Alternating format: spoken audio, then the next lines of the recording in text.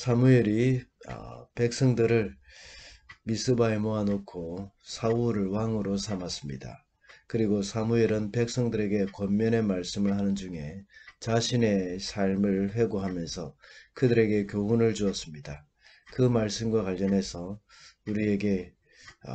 우리는 하나님께 충성된 삶이라는 제목으로 말씀을 살펴보았습니다. 하나님께 충성된 삶은 한결같아야 하고 하나님과 사람에게 인정받는 삶이 되어야 한다고 했습니다. 그리고 하나님께 충성된 삶은 하나님이 우리에게 행하신 일을 기억하는 것이라고 했습니다. 오늘 본문에서도 사무엘은 백성들에게 권면한 후에 기도하면서 우레와 비를 내리게 하는 기적을 베풀었습니다.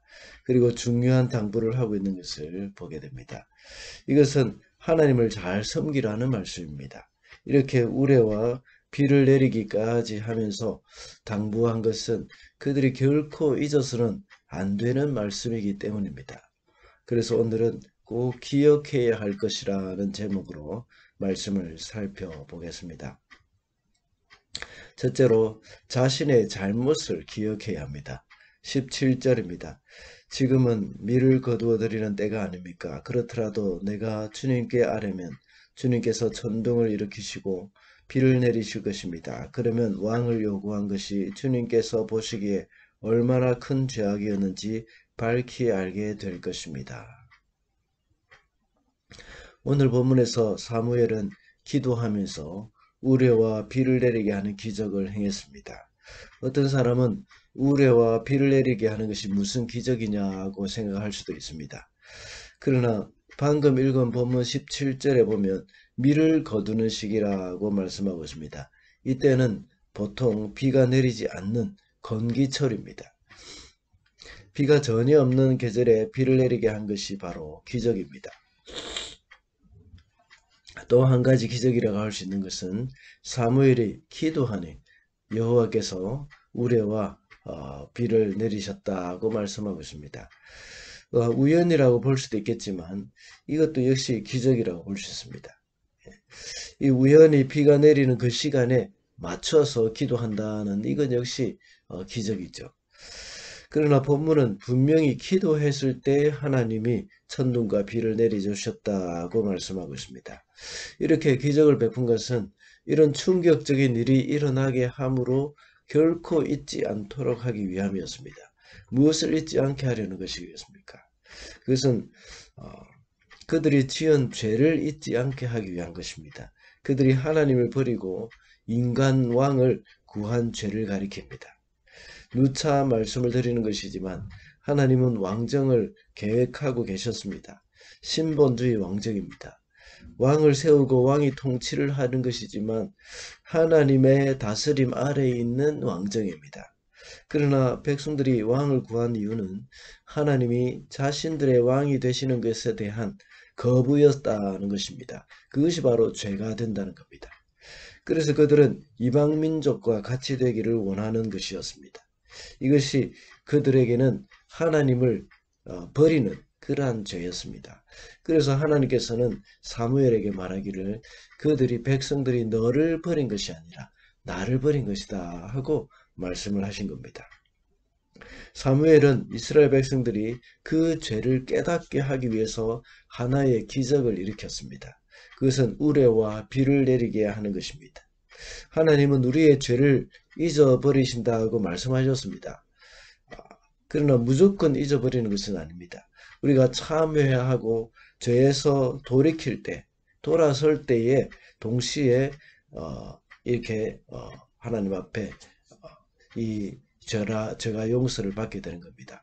그렇게 할 때 하나님께서는 동에서 서가 먼 것처럼 우리의 잘못을 잊어버린다고 말씀하셨습니다. 우리는 우리의 잘못을 잊어서는 안 됩니다. 하나님은 잊어버리신다고 하셨지만 우리는 그것을 잊어서는 안 됩니다. 그렇다고 해서 평생 죄책감을 안고 살아야 한다는 그런 말은 아닙니다. 우리의 잘못을 잊지 말아야 하는 이유는 다시는 같은 죄를 반복해서 짓지 않기 위해서입니다. 우리의 연약함과 우리의 잘못을 마음 깊이 기억을 하고 항상 가난한 마음으로 하나님께 은혜를 구해야 하는 겁니다. 이것이 바로 우리가 죄를 멀리 할 수 있는 방법입니다. 우리가 지은 죄를 용서받았다고 해서 쉽게 잊어버린다는 것은 그만큼 죄를 가볍게 여긴다는 말이기도 합니다. 그 말은 또다시 반복해서 잘못을 범할 확률이 높다는 의미입니다.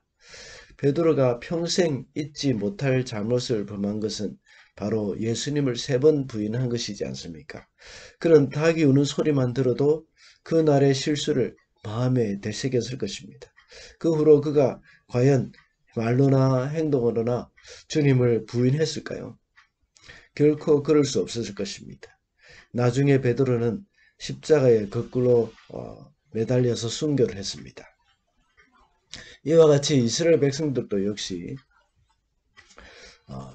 우레와 천둥을 볼 때마다, 그리고 천둥과 함께 비가 내리는 것을 볼 때마다 그들의 잘못을 생각하면서 하나님 앞에 뉘우치는 그런 삶이 필요한 것입니다.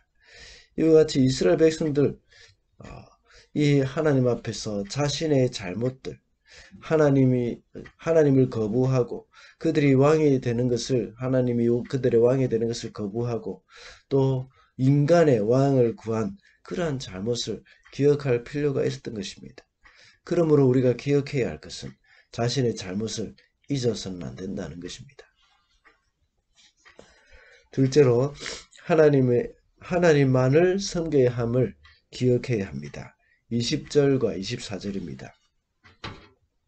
사무엘이 백성에게 말하였다. 두려워하지 마십시오. 당신들이 이 모든 악행을 저지른 것은 사실이나 이제부터는 주님을 따르는 길에서 벗어나지 말고 마음을 다 바쳐 주님을 섬기십시오. 당신들은 주님만을 두려워하며 마음을 다 바쳐서 진실하게 그분만을 섬기십시오. 주님께서 당신들을 생각하시고 얼마나 놀라운 일들을 하셨는가를 기억하십시오. 이스라엘 백성들이 왕을 구한 죄를 지적하면서도 하나님은 그들에게 왕을 허락하신 것은 이미 하나님께서 이스라엘의 왕정을 계획해 놓고 있었기 때문이라고 했습니다. 비록 왕이 이스라엘을 다스린다고 하지만 그들이 섬겨야 할 분은 바로 하나님이시라는 사실을 잊어서는 안 된다는 것입니다. 처음에 그들은 하나님이 그들의 왕이 되는 것을 원치 않았지만 그들의 죄를 잊지 않고 기억하면서 하나님을 섬기라는 말씀입니다. 20절의 말씀을 볼 때에 그들이 비록 왕을 구하는 죄를 지었지만 두려워하지 말고 마음을 다해 하나님을 섬길 것을 권면하고 있습니다. 앞서 말씀을 드린 바와 같이 이스라엘 백성이 자신들이 지은 죄를 잊지 않고 다시는 그런 잘못을 반복하지 않고 하나님을 섬기라는 말씀입니다. 하나님을 어떻게 하면 잘 섬길 수 있을까요? 하나님을 잘 섬길 수 있는 방법은 24절을 볼 때에 알 수 있습니다. 그것은 주님께서 우리를 위해서 하신 놀라운 일을 기억하는 것임을 알 수 있습니다. 하나님이 우리를 위해서 행하신 놀라운 일이 무엇입니까?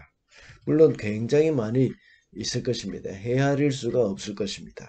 그 중에 가장 우리가 잊지 말아야 할 것은 바로 독생자를 보내셔서 우리의 모든 죄를 대속하신 일입니다. 이 일을 제외하고 다른 것을 논할 수는 없습니다. 하나님의 아들을 우리에게 주셨다 하는 그것은 그야말로 엄청난 사건입니다. 우리가 하나님께로부터 재앙이나 벌을 받았다고 하더라도 하나님이 우리를 위해서 아들을 주셨다고 말을 할 때 그 모든 것은 다 묻혀버리는 겁니다. 우리가 여러 가지 이 땅에서 불행한 삶을 살았고 또 이 땅에서 여러 가지 가난하고 또 연약한 그런 부분이 있다고 할지라도 주님께서 우리에게 주신 그 놀라운 사랑, 그 아들을 우리에게 주신 그 놀라운 사랑을 생각할 때에 그 모든 것이 아무것도 아닌 것처럼 되어버리는 것입니다. 그러므로 우리는 그런 하나님의 사랑을 생각할 때에 하나님을 섬기지 않을 수 없다는 것입니다. 말씀을 맺겠습니다. 오늘은 꼭 기억해야 할 것이라는 제목으로 말씀을 살펴보았습니다. 우리의 잘못을 기억해야 하고 하나님만을 섬겨야 한다는 사실을 기억해야 한다고 했습니다. 우리를 위해서 아들을 보내신 하나님 아버지의 그 사랑을 기억하면서 주님만 온전히 섬기는 저와 여러분이 되시기를 바랍니다.